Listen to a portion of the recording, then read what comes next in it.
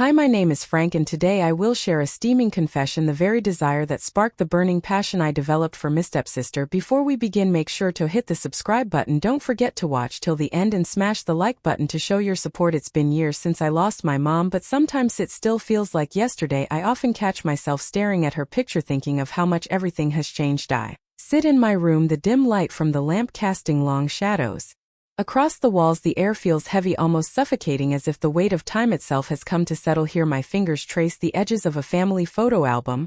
I open it to the first page. There she is, my mom. The image, frozen in time, captures her radiant smile, the kind of smile that always made the room seem warmer. I'm 20 now, but in that moment I feel like I'm 12 again, sitting on the floor beside her, listening to her stories. Back then the world felt safe, simple, but that world shattered the day she left us.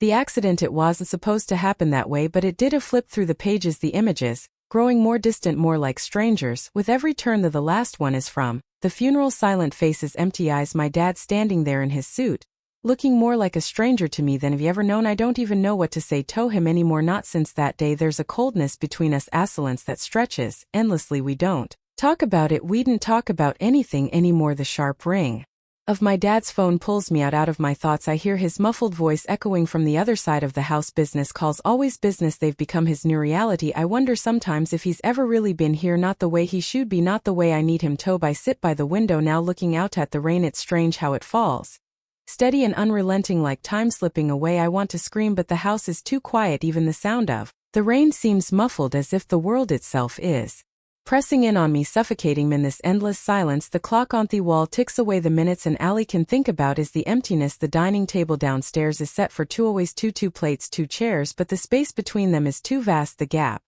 has been growing ever since she left, and I'm not sure if it'll ever close. I didn't expect it to happen the way it did at first. It was just another business trip for my dad, one of many, and never thought that day would change things forever. It started with a simple conference he had to go, and of course I wasn't invited. That's how it always won. There was always gone off to some event, some meeting, leaving me in the same empty house. I barely noticed at first, but then he came back different. That's the only way I can describe it, different. He had that look in his eyes, the one I hadn't seen in years. I guess you could say he was smiling, but it wasn't the same smile I remembered. It was something new, something uncertain. I didn't understand it at the time, but I willed later. She was a stranger to me at first, Elena. I heard her name the night my dad came home from that conference. She wasn't much more than a name at the time, but that name lingered in the air like it was about to mean something. I didn't ask any questions, didn't think it was important. My dad had never really talked about anyone like that before, but who was I to ask? It didn't take long for their connection to grow. Before I knew it, my dad was telling me about her, how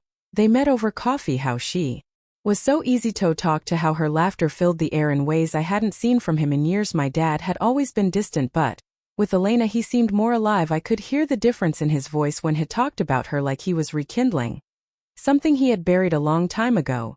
Over the next few months I watched their relationship unfold. It felt strange watching my father slowly let someone else into his life. They went on dates, dinners at fancy restaurants, walks in the park, exchanging gifts. I would overhear them in the kitchen laughing, their voices overlapping with the sound of clinking glasses. At first I didn't know how to feel about it, but as time went on I began to notice something else, a change in the way my dad looked at her, like he was looking at her as if she were someone who could fill the space my mom had left behind. Then came the wedding, a small intimate ceremony in a garden. I stood at the edge watching it all unfold. There was my dad smiling in a way I hadn't seen in years, his eyes bright with a happiness I hadn't seen on him in a long time, and there was Elena standing in a simple but beautiful wedding dress, her smile just as radiant. She looked at me, waving gently as if trying to pull me into the moment, to make me feel like I was a part of it all, but I wasn't. I couldn't be. It wasn't just about them, it was about everything that had changed, and I felt the weight of it in the Pitof Mistamok the day Amelia moved in.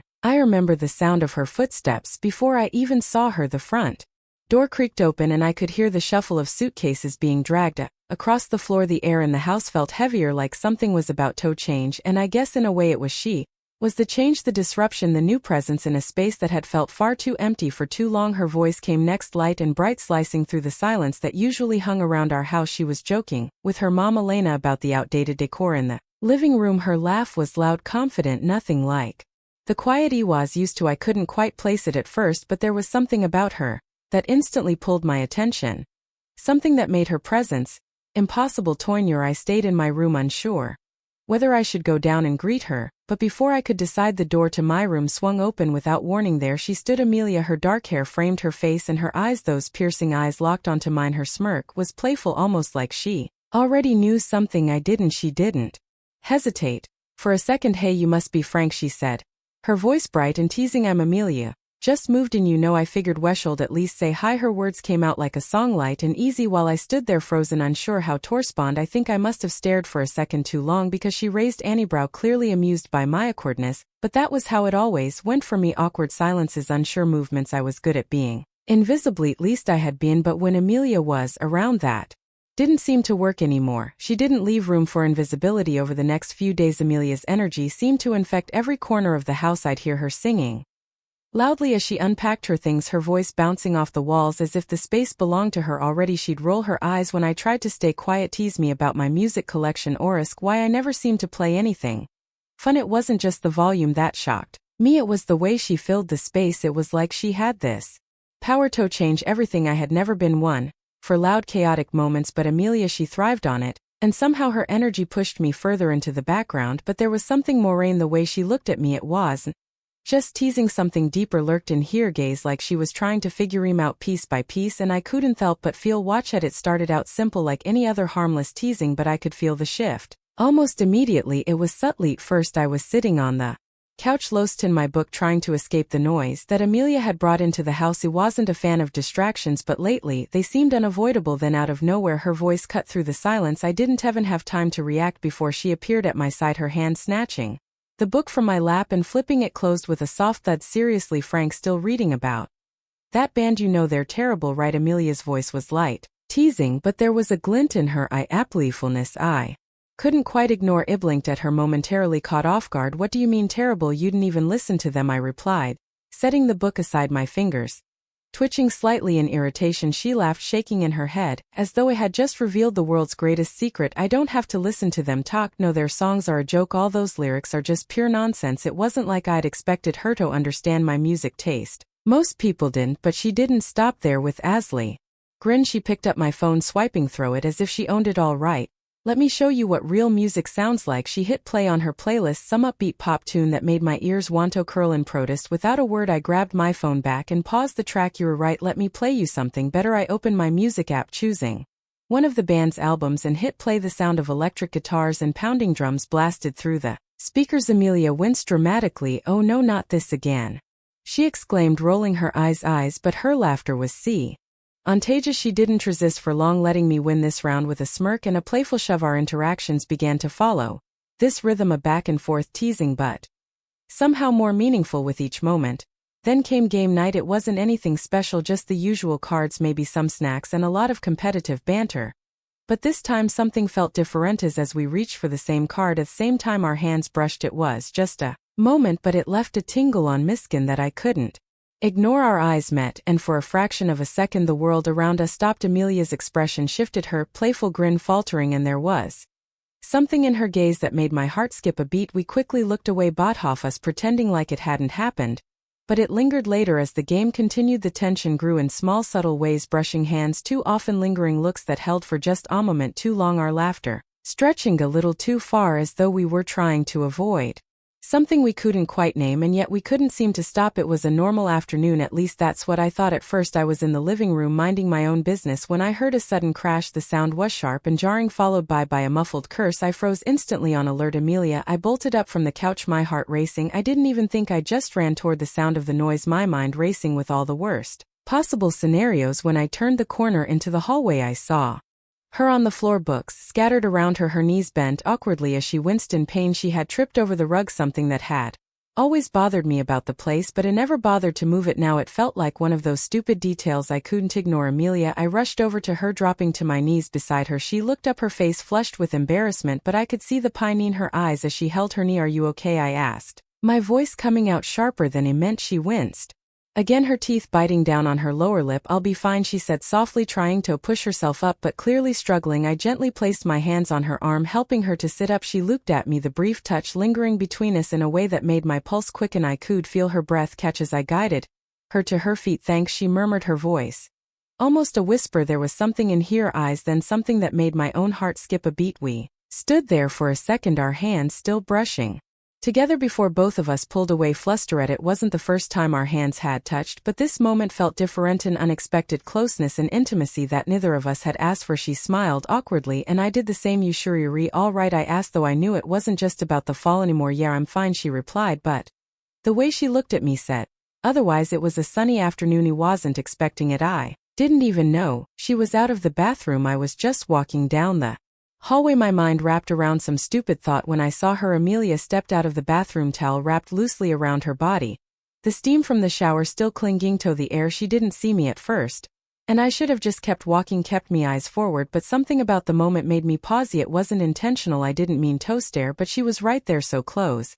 And then in a flash the towel slipped completely by accident, I'm sure, but it fell to the floor before she even had a chance to react. Her gasp was sharp, a mixture of shock and embarrassment. I froze. I didn't know what to do. I should have just kept moving, should have turned and walked away, but I couldn't. All I could think about was how her skin, bare and glistening, was just there, exposed for those split seconds, and I was still standing there like an idiot. I turned quickly, my heart racing as I stammered, sorry, I didn't, I mean, it wasn't. I couldn't form a complete sentence. I just wanted to disappear. Amelia's voice was shaky when she managed to laugh, her embarrassment evident, but the sound felt forced. It's okay, just please go, she said, rushing back into the bathroom, the door slamming behind her with a loud thud. I stood there for a long moment, still in shock. My face was burning, the awkwardness of the situation settling into my bones. I could barely move, could barely think what the hell had just happened. That brief encounter left something hanging in the air, something neither of us spoke about, but both of us felt an unspoken tension that seemed to linger every time we were in the same room. It was one of those moments where everything else faded away. Amelia and I had been sitting on the couch for what felt like hours, but the time was irrelevant. We were laughing, sharing some inside joke that no one else would have found funny, but it didn't matter in that moment. It felt like we were the only two people in the world. I don't know when it happened exactly, but somewhere between her laughter and the warmth of her presence, she leaned closer, her head rested on Miss Holder, and I could feel the lightness of her breath against my skin. A strange stillness hung in the air. Her proximity felt both familiar and unfamiliar, like we were crossing some unspoken boundary. I hesitated for a second, my heart pounding in my chest. I could feel the tension between us, an invisible thread pulling tighter with every second. Then without thinking I leaned in. The kiss was soft, tentative even, but it was enough to make my pulse quicken. Her arms wrapped around me, pulling me close. She deepened the kiss. It felt right, more than I could explain, like something we both needed without even realizing it. But then just as quickly everything changed. Footsteps echoed down the hallway, growing louder with each passing second. My heart skipped a beat. I pulled away from Amia, my body tensing. We both sat rigidly, stiff as statues, our breath shallow and quick. Elena, came her voice from the doorway, calling out in her usual way, never noticing the tension hanging between us. The door opened and Elena stepped inside. She didn't seem to notice anything was off, didn't see the way we were both unnaturally still. She raised an eyebrow, her eyes briefly clicking from one of us to the other, but she said nothing. She just walked and sat down for a second, then left again without a word. As soon as the door closed behind her, Amelia and I exchanged a look. It was a mix of relief and nervousness, both of us trying to process what had just happened. Our hearts were still racing, but we didn't say a word. We didn't need to. It was as if everything had changed in that one fleeting moment, and couldn't stop thinking about what that kiss really meant. It happened again. Amelia, always so carefree, had tripped on the stairs while rushing down, her feet losing balance. Time slowed as I saw her falling toward the ground, and before I knew it I was there, my hands reaching out, catching her mid-fall. She landed in my arms, and for a brief second everything felt right. My heart was pounding, but I was more concerned with her. I gently guided her to the couch, my hands lingering protectively on her shoulders as I sat beside her. Are you okay? I asked, me voice low. She winced, but when I saw the scrape on her hand I instantly meveto ten toit. She looked at me, those eyes so familiar yet so foreign, in the moment locked onto mine. In that instant everything around us disappeared. There was no sound, no movement, just the two of us in that space, connected by something we hadn't yet fully understood. I don't know what came over me, but I leaned in, my breath catching in my chest. She didn't pull away, instead she met me halfway, and before I knew it our lips were touching. The kiss wasn't rushed, it wasn't forced, it felt like it had been waiting to happen for far too long, and now finally it was real. The world fell away, and all I could think about was her.